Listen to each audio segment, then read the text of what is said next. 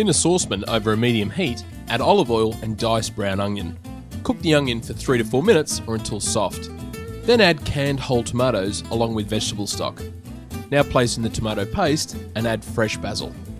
Add some Tabasco sauce and season with salt and white pepper. Mix well and cook for 8 minutes. To puree the soup, I'm using a stick blender, but you could use any blender for this. Blend until smooth and serve with hot buttered crusty bread or garlic bread.